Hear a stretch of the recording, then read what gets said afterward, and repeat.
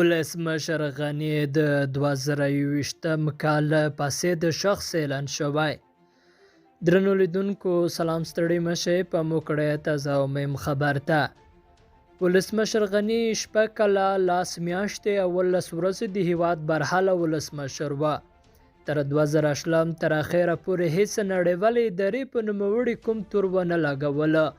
خو اوس د ویل ویدیزې مؤسسې OCCRP لخوا ولسمشر غني د شام بشر الاسد، د ترکیې اردوغان، د اتریش پخوانی چانسلر او د بیلاروس مشر د 2021 کال د فاسد مشرانو په لیست کې اچول شوي و، چې ترمنځ یې د بیلاروس لکشنکوف د 2021 کال فاسد مشر ګڼل شوی.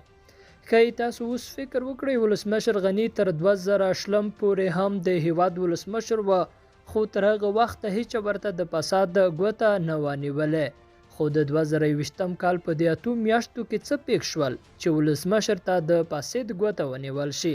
بالکل ولسمشر غني په 2021 کال کې د لویدیځوالو په نظر غټ فساد وکړ چې جګړه یې ونه کړه، هیواد او زیربناوې ړنګې نه کړې، افغانان کوڅه په کوڅه ونه وژل، افغانان مهاجرت ته اړ نه کړل او د غرب شوم پلان یې دلته په اخره ثانیه کې خونسا کړ. نو ځکه د لویدیځوالو په نظر نوموړی فاسد دی. د غرب د جنګ غوښتونکو د بوین فکر تکانې اکا او نوربګل خل هم سخته تڼه چولی، خو د ولسمشر غني موږ منندوی یو چې بغیر له جګړې د هیواد پرېښود. که د کابل په څنډه کې نیم ساعت هم جګړه شوې وای نو زما په شمول د ډیرو افغانانو کورونه به ړنګ وه. نو چې ولسمشر غني جګړه ونه کړه او زموږ کورونه د جګړې خوراک نشول، دی تر ټولو ستر انسانیت وکړ. ولسمشر غني چې هر چیرې یې او به د یخې او ډوډۍ د ګرمه. لیدونکو له پاملرنه مو مننه، ښاد اوسئ.